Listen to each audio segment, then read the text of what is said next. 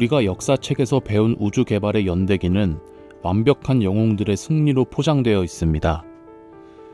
우리는 달에 첫 발을 디딘 우주 비행사 닐 암스트롱의 멋진 사진만 기억합니다.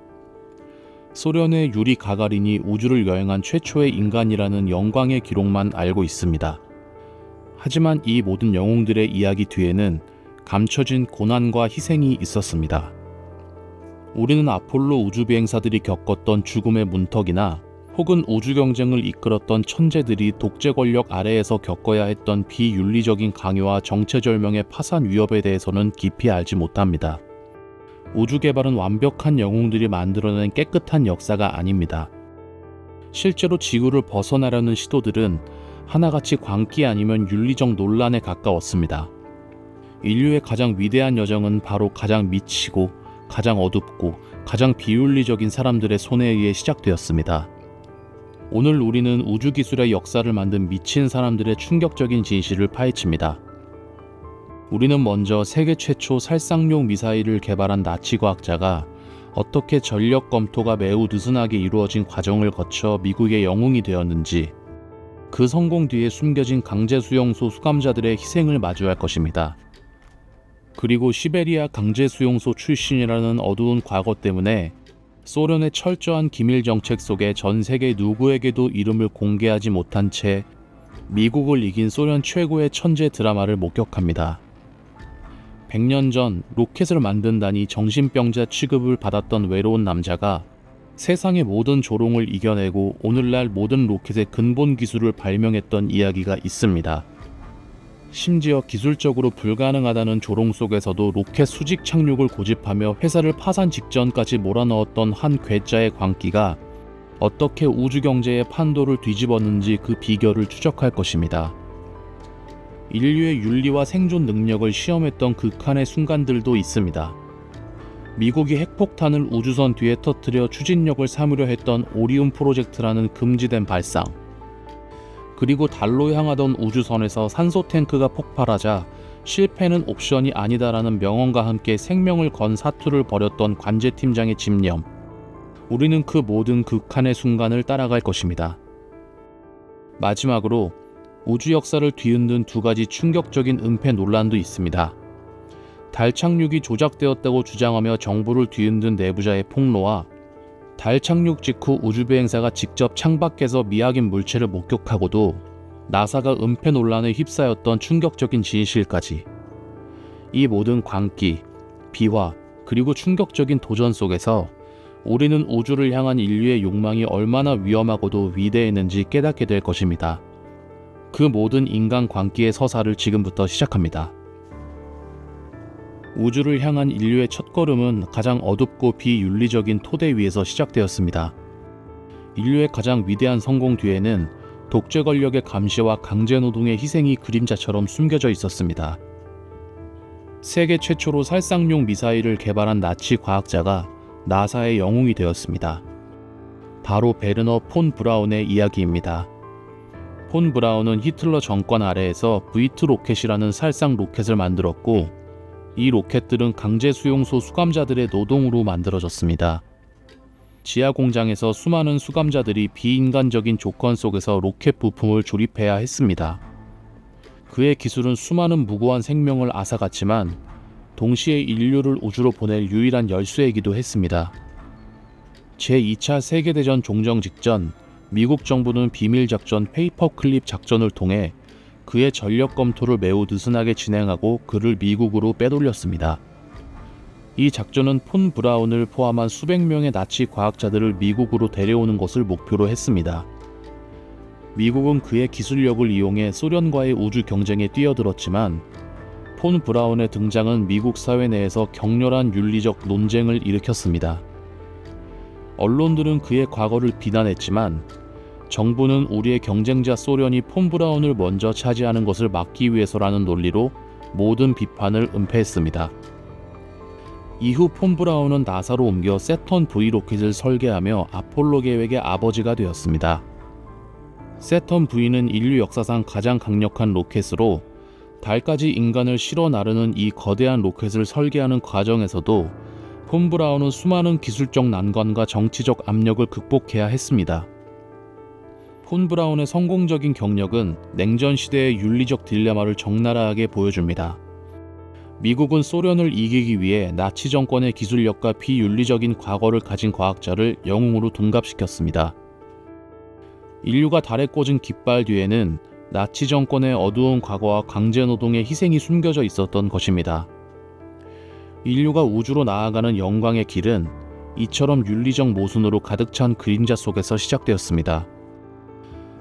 그림자 속에 있던 또 다른 천재는 소련에 있었습니다.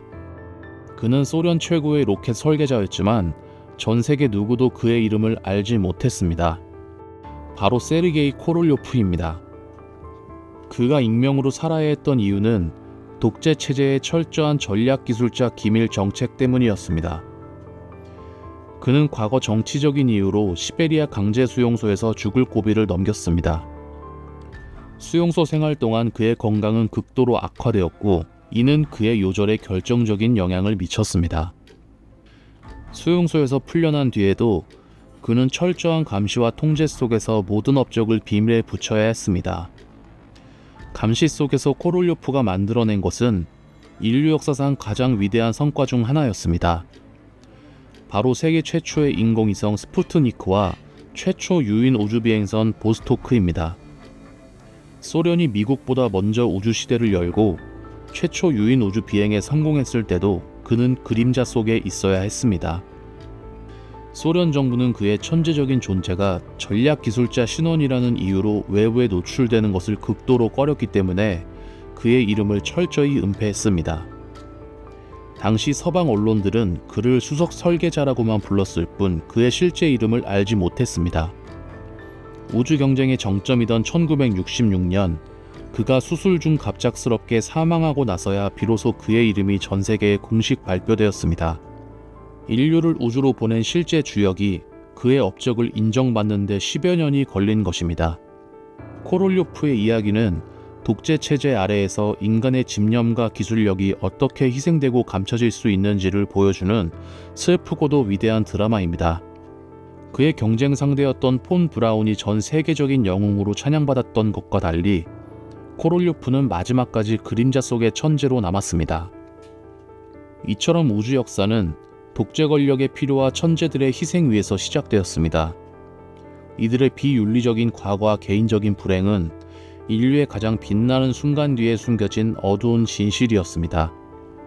하지만 이들의 기술은 이제 세상의 조롱을 이겨내고 불가능에 도전했던 외로운 선구자들에게로 이어지게 됩니다.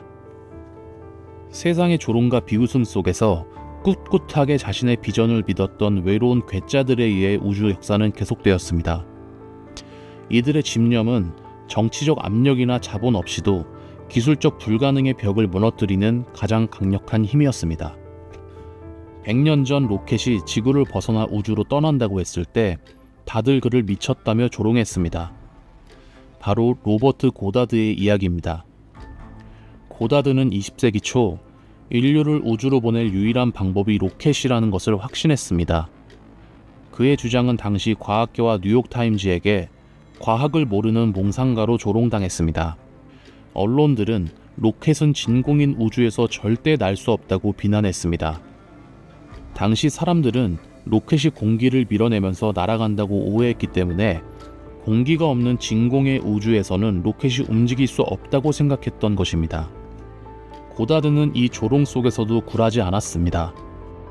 그는 대학 교수직을 그만두고 주변의 비난을 피해 홀로 매사추세츠의 한적한 시골 마을로 들어가 은둔하듯 연구에 몰두했습니다. 조롱 속에서 고다드가 발명한 것은 오늘날 나사와 스페이스X가 쓰는 모든 로켓의 근본인 액체 연료 로켓이었습니다.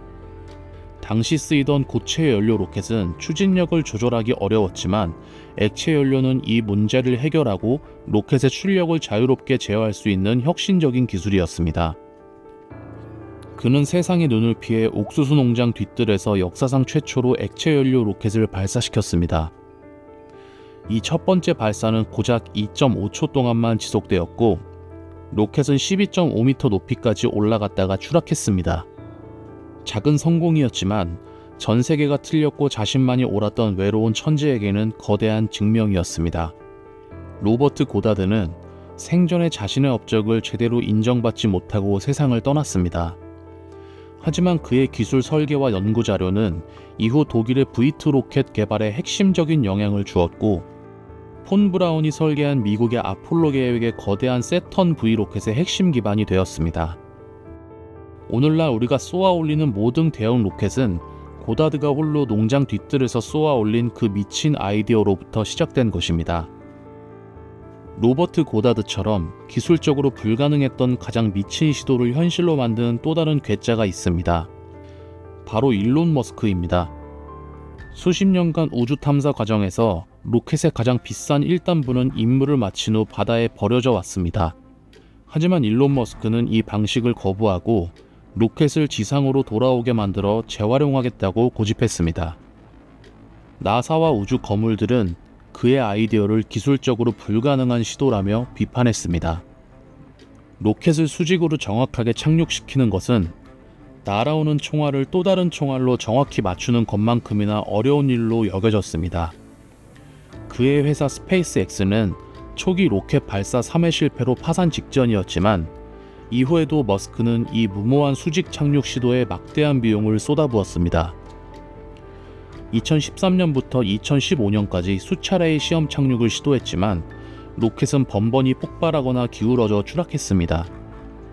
우주 산업계는 그의 광기를 비웃었고 로켓을 바다에 버리는 것이 훨씬 합리적이다라고 주장했습니다. 그러나 머스크는 조롱 속에서도 자신의 광기를 믿고 포기하지 않았습니다. 마침내 2015년 12월 팰컨 9 로켓이 지정된 착륙 지점에 완벽하게 내려앉았습니다. 이 성공은 우주기술의 역사를 완전히 뒤집었습니다. 로켓 재활용 기술이 현실화되자 발사 비용이 90% 줄었고 우주 경제의 판도가 완전히 바뀌었습니다. 머스크는 조롱 속에서도 자신의 광기를 믿고 그 불가능을 현실로 만들었습니다. 이처럼 우주기술의 역사는 합리성보다는 광기에 가까운 집념이 만들어낸 드라마입니다. 이 외로운 선구자들은 수십 년의 시간을 초월하여 세상의 편견과 과학적 한계를 뛰어넘었습니다. 이러한 광기는 인류에게 우주의 문을 열어주었지만 그 문 안에서는 인류의 생존과 윤리적 책임을 시험하는 정체절명의 순간들이 숨겨져 있었습니다. 미국이 비밀리에 추진했던 가장 위험한 프로젝트가 있었습니다. 오리온 프로젝트라 불린 이 프로젝트는 우주선 뒤에 작은 핵폭탄을 터뜨려 그 충격파를 추진력으로 삼는 미친 발상이었습니다. 이 프로젝트의 목적은 극한의 속도를 달성하는 것이었습니다. 이 핵추진 우주선은 계획대로라면 화성까지 3개월 만에 도착할 수 있는 놀라운 속도를 달성했을 것입니다. 이는 당시 화학연료 로켓 기술로는 상상조차 불가능한 속도였습니다. 핵폭탄의 폭발력을 직접적인 동력으로 사용한다는 발상 자체가 과학자들의 광기를 보여주었습니다. 하지만 이 프로젝트는 방사능 위험에 대한 심각한 우려를 낳았습니다. 지구 표면에서 발사할 경우 엄청난 양의 방사능 물질이 대기 중으로 확산될 수 있다는 위험성 논란이 제기되었습니다. 당시 과학자들은 이 문제를 알면서도 소련을 이겨야 한다는 냉전의 강박 때문에 이 문제를 무시하려 했습니다. 이들은 심지어 방사능을 방지할 수 있는 보호막 기술을 개발하려 했지만 그 위험성은 여전히 통제 불가능했습니다. 이 프로젝트는 1963년 전 세계적인 합의에 따라 우주공간 핵실험 금지 조약이 체결되면서 갑작스럽게 폐기되었습니다.